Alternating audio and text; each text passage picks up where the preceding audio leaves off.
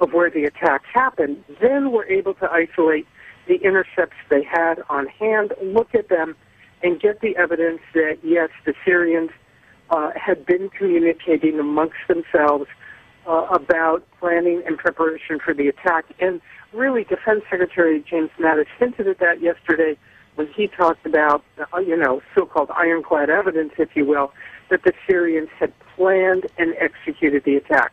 So the big unknown still remains, will they come up with similar intercepts or information indicating that the Russians were involved? They don't have intercepts on that at this point.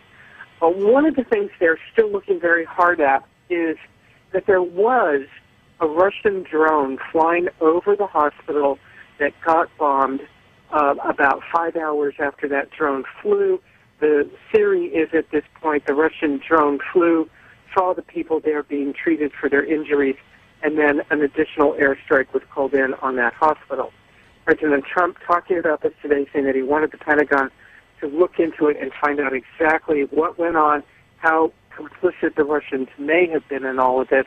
But it does look like they're further able now, several days later, to put the pieces together, still just emphasizing the U.S. didn't know about it ahead of time, but as they went back and looked through what they had, they were able to get some of this additional intelligence. Barbara, just to be clear on that Russian drone, you're saying that was after the chemical attack, but before there was a second bombing, conventional bombing after the chemical attack. Is that correct? And to be clear, officials have talked about this over the last several days. So you had the initial dropping of a chemical bomb.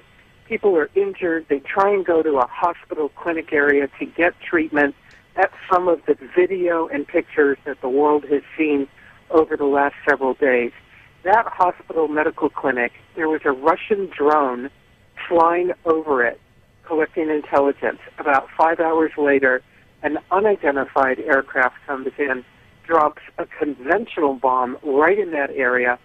The theory is the drone was photographing, collecting the evidence, the pictures of the people being there being treated.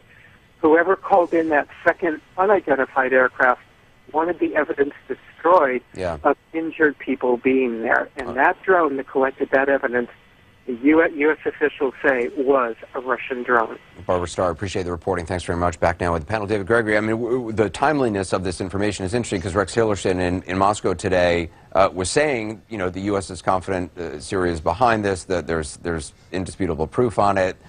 His Russian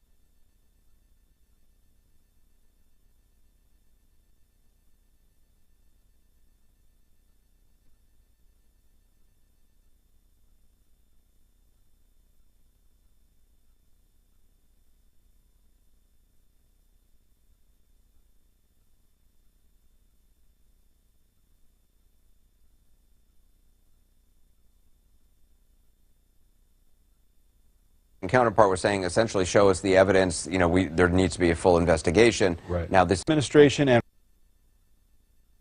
I'll be interested to see how the president negotiates this new relationship with Russia. Putin is a guy who can play at lots of different levels, and I'm sure he will try to do what President Xi did, which is explain to Trump the realities of the Middle East.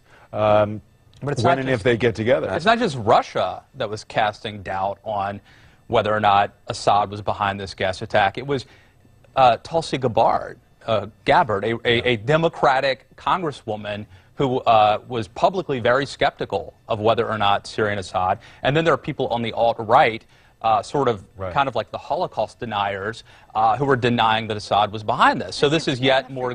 There were people in the Freedom Caucus doing it as well. Was there really? Yeah, that's sad. Yeah. But the one thing I'll say is, you know, I know there's the controversy about tonight. People say tonight Donald Trump became president. But I will say, I do think this touched him, and the moral clarity that I've seen come out of President Trump in the last week, I think, is commendable, and I do think it impacted him.